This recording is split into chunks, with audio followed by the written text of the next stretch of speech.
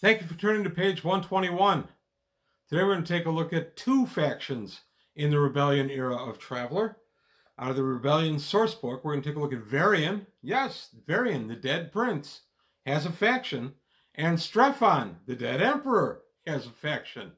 How can this be? Well, I'll explain both as we go through the listings for both. It's kind of interesting. I don't know if I would really call Varian a faction, and I'll explain that as I go through the body of the stuff. But this is all out of the Rebellion sourcebook from Megatraveller, and I don't know. I've enjoyed doing these. I'm hoping you guys are enjoying them.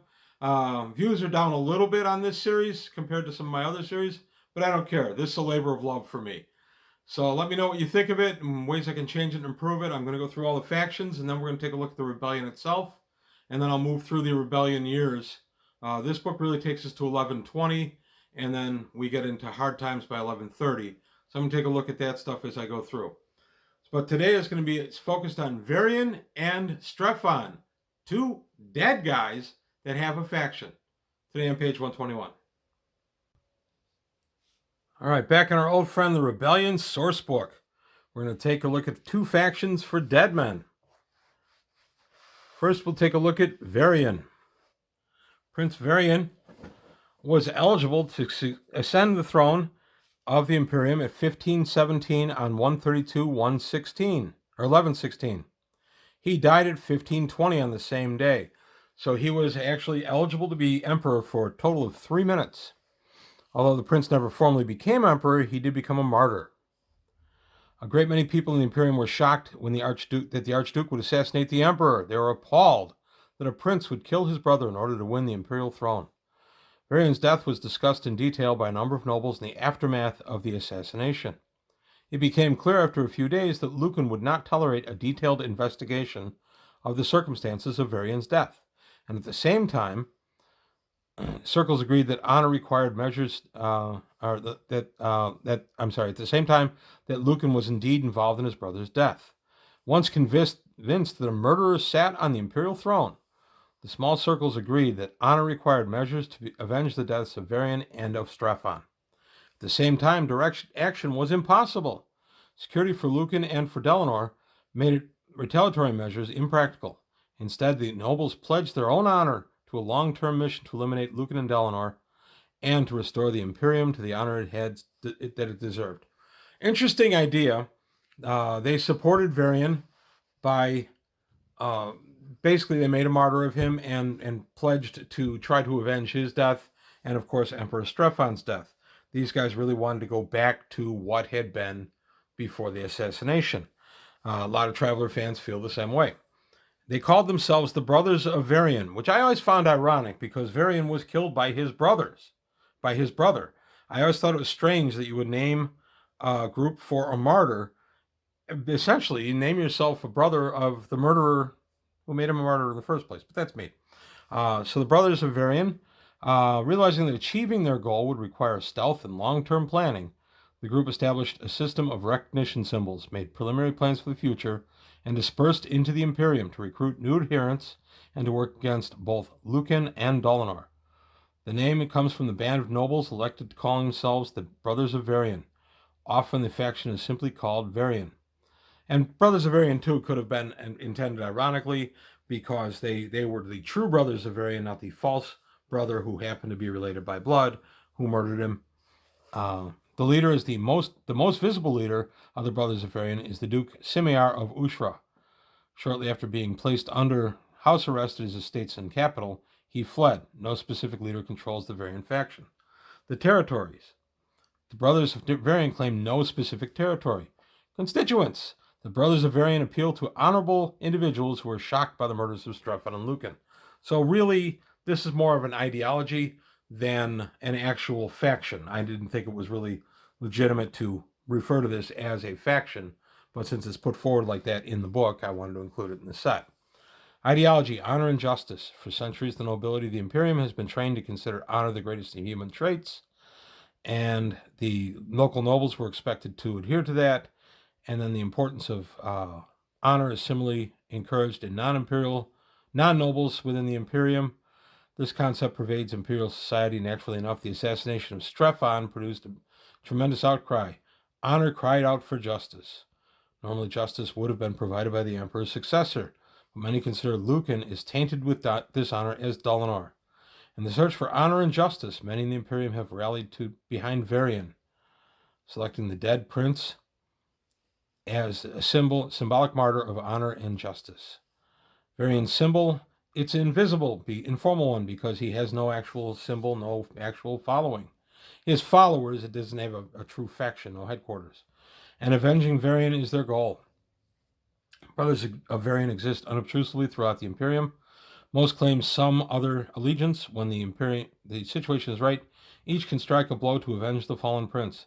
Anything from misdirecting a fleet to an empty system when it is vitally needed in the war front, to misfiling information essential to winning the allegiance of a high population world. So really, they were a faction in that they were a small covert group that tried to exert influence behind the scenes. I don't really remember them being featured in anything. I think there was one Megatraveller adventure. It might even been in Challenge Magazine where they were featured. I don't honestly recall. I know I never used them. They were an interesting idea as kind of an underground, but I didn't really see a lot of value there. Now moving on. Strephon. Wait a minute. Strephon's dead. That's the whole point.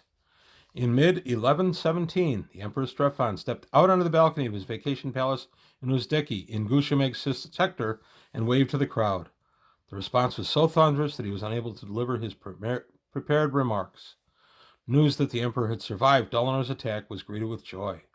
Imperial Depot in Gushameg, under pressure from both Dalinar and Lucan to declare for them, welcomed the news of Strephon's survival and declared for him. Throughout the sector, fleets were relieved the real Emperor was alive. Dalinar lost 7 fleets and Lucan lost 10 as they crossed the battle lines to join Strephon's forces. Dalinar and Lucan both placed severe restrictions on information passing through their territories, and news about Strephon was generally contained in Gushameg sector. Both Dalinar and Lucan placed embargoes on Gushameg sector and committed forces to destroy Strephon. The first question raised was, how can this be Strephon? Strephon answered it candidly. In the course of handling imperial affairs, the demands of an emperor's time are many.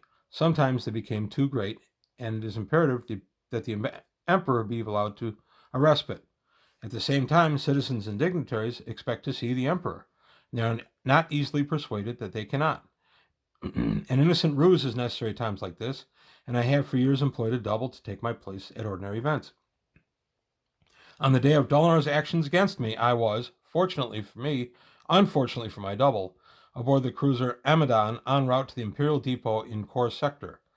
Dalinar killed an innocent actor trained to imitate me at court functions. When word of the assassination reached us at Depot Kor, the crew in the Amadon rallied to protect me, spiriting me to my vacation palace here. I have seen the chaos that Dalinar has caused, and I have seen the foul deeds that my so-called successor Lucan has done in the name of the Imperium. All of this must end. The time has come for all the Imperium to rally to the banner of Strephon. And then the second question is this really Strephon? Several answers are forthcoming. Dalinar privately dismissed the reappearance of Strephon as the work of an impostor. The man who routinely impersonated Strephon is now playing the part of his life. Who would believe a mere actor would have the audacity to think we could believe he is the Emperor? Now his claims insult the memory of Strephon. I loved our former Emperor. I was forced to kill him for reasons of state, and for the greatest good of the greatest number. For this impostor to claim he is Strephon is an insult. Interesting from Strephon's murderer. I always thought Dalinar was a little too self-righteous. Lucan privately dismissed the reappearance of Strephon. We know Strephon sometimes used a robot to impersonate himself at routine functions. And we know that one of them is now missing. Sources tell me this thing that claims to be Strephon is a robot. Heaven help us when his batteries run down. So basically, neither one's saying he's a double, one's saying he's a robot. What's the truth? Is this really Strephon? Well, I won't hold you in suspense since I believe it's answered in this book anyway. And we got the answer very quickly. Yes, this is Strephon. What he has said in this portion, absolutely true. He was away. That was an actor that was killed with his wife and daughter. Interesting that there's no mention of the loss of his family here. But that was an actor that was killed with his wife and daughter. Strephon himself was away on another task, which had to do with Project Longbow. Longbow 2, I believe, and the Empress Wave. And I'm going to take a look at his involvement with Empress Wave as part of the rebellion as to why Strephon survived. So I'll be doing a combined one on that soon. I'm still doing research on it.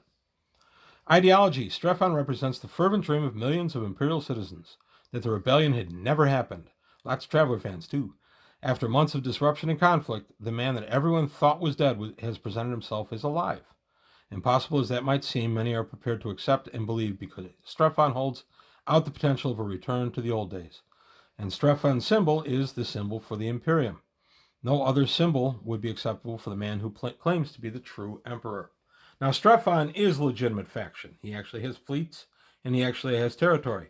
I'm going to go ahead. I'm fortunate or unfortunate enough to have had a damaged copy of this book. We're going to go take a look at the inside front cover of that, and I'm going to show that right here is core. This is where Lucan is hunkered down. We have Margaret down here. We have Dalinar in Eilish here, and then we have Strephon and Gushameg. And then we're going to get to Vland and the Salamani Rim and all that stuff in a little bit. Antares. Those are all upcoming factions. So there you have it. A look at two factions, two pretty short ones. Strephon does have a legitimate claim to the throne, but he will forsake that in an attempt to bring the Imperial Rebellion to a halt, and that's coming up a little bit down the line in the story. Now, I realized that this was not a popular time in Traveller, but it was a good time in my life. My wife and I were newly married, and then we got married the same year that Megatraveller dropped.